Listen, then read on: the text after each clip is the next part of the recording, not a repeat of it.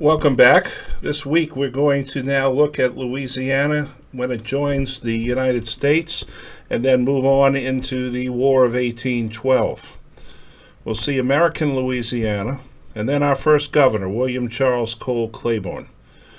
Tensions with Spain and then the creation of the territory of Orleans, conspiracy and rebellion, and finally statehood. Louisiana became property of the United States as the consequence of a series of events that took place, beginning with Napoleon's conquering of Spain and placing his older brother Joseph upon the throne. France then reacquired Spanish Louisiana, and this, of course, set off alarm bells in Washington to have that strong French presence on our western flank and controlling the most important port city of the North American continent was a severe threat to national security. Now, Jefferson explored a treaty with the British, which was really not coming to fruition. Then he made overtures toward Paris by sending James Monroe and Robert Livingston.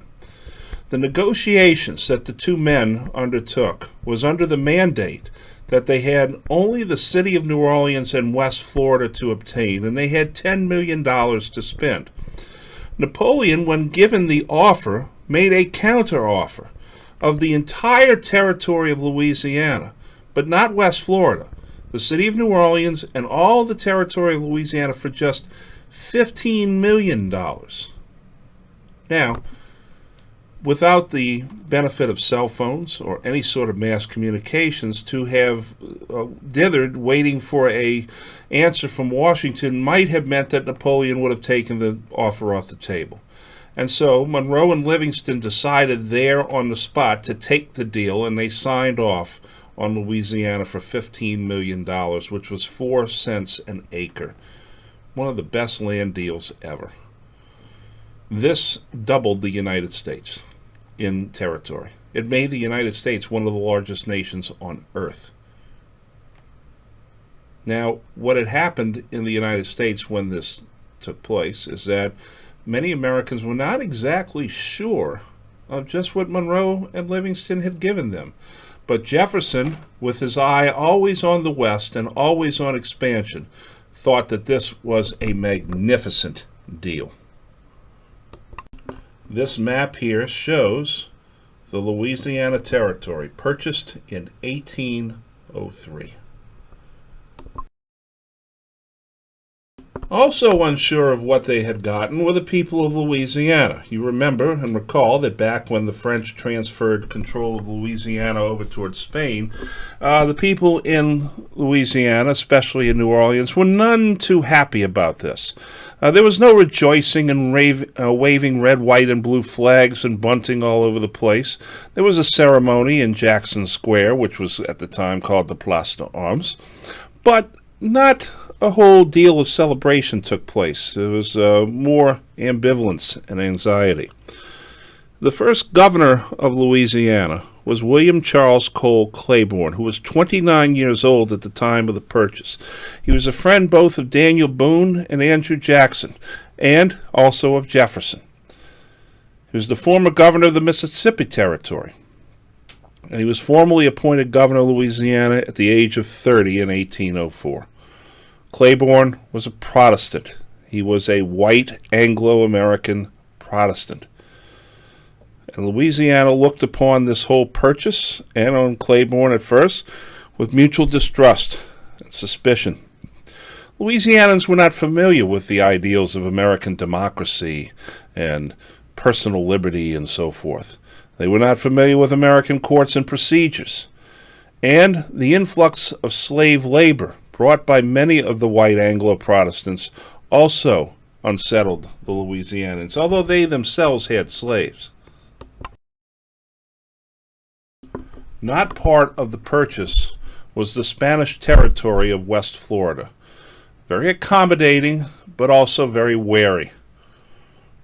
To the west lay Texas, and there were uncertain borders with Texas. We claim that the Texas border today is now on the Sabine River. But the Spanish that still held Texas and that area were very fearful of a sudden inrush of people from the Americas looking for gold. And so General James Wilkinson, a Revolutionary War veteran and a very interesting figure, offered a compromise of a neutral zone between the Sabine River and what is known as the Arroyo Hondo, which many people believe is either the Vermilion River or Bayou Teche. But in 1819, after Andrew Jackson seized Florida and negotiated the treaty with Spain between John Quincy Adams and Don Esteban O'Neill, the Sabine River became the border of Louisiana in 1819.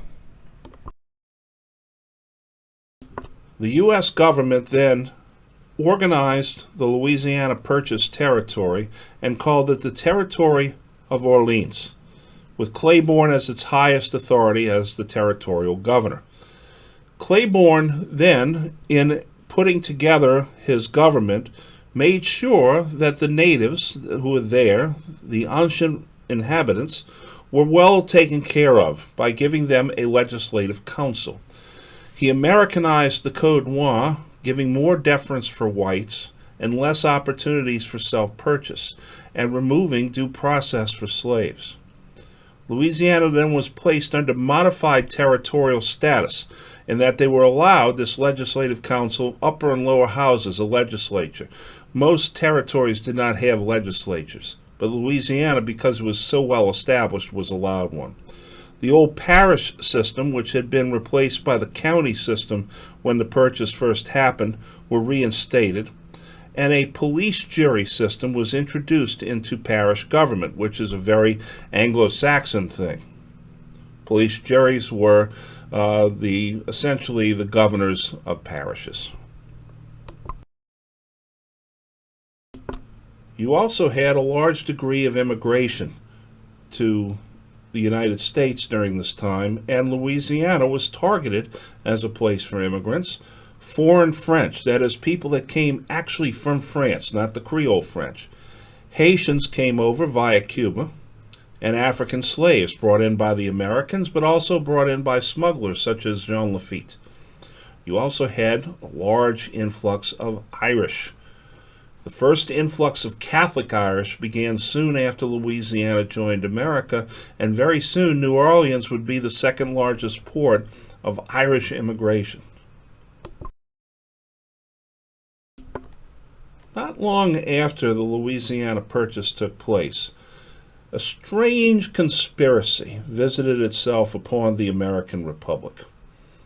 Aaron Burr, who was Thomas Jefferson's vice president, a veteran of the Revolutionary War, a former governor of New York, had now lost his job as vice president as Jefferson got him off of the ticket. They never really liked each other.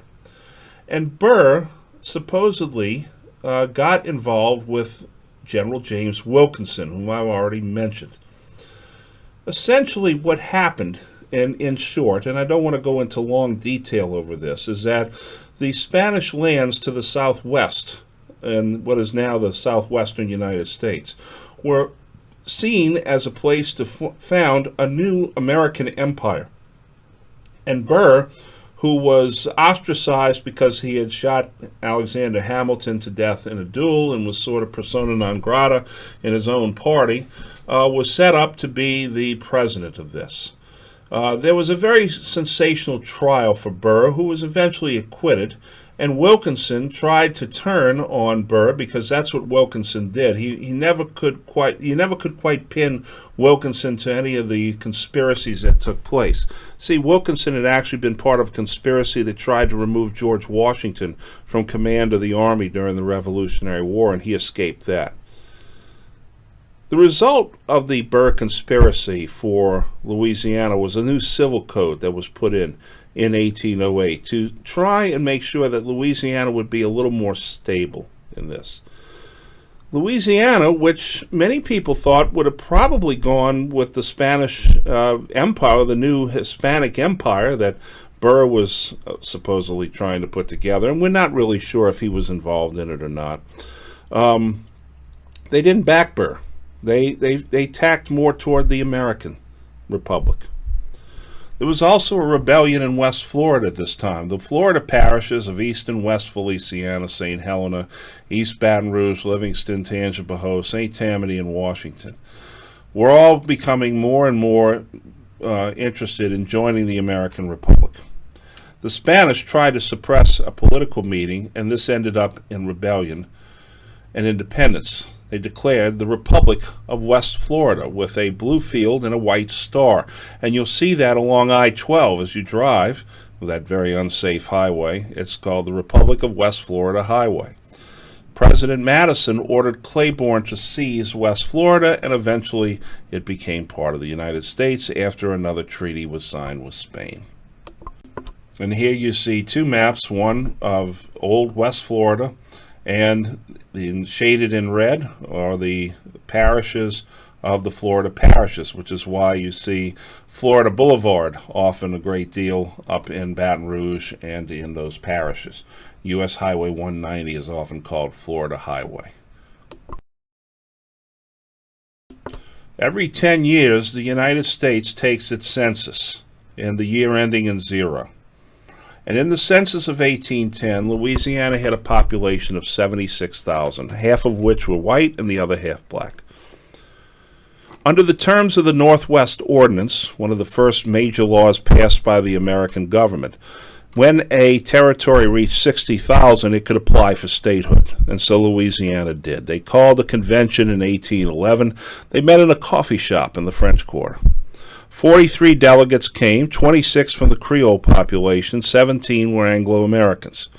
The president of the convention was the poet laureate of New Orleans, Julien de Poydras.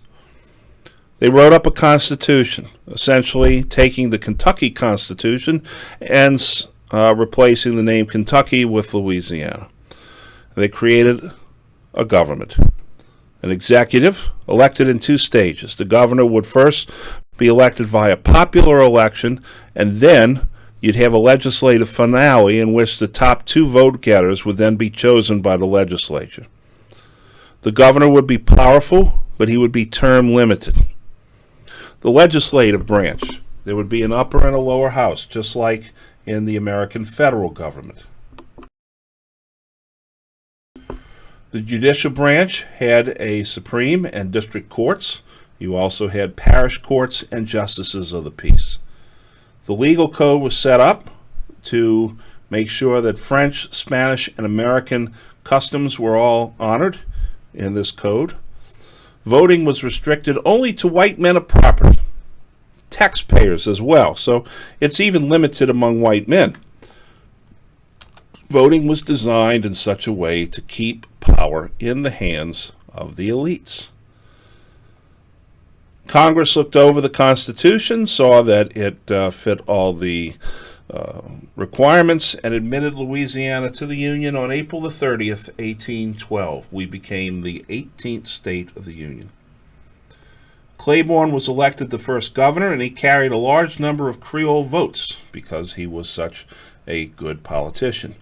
But there was a tacit agreement that the governor after Claiborne would be a Creole, and that it would alternate Creole, Anglo over the years.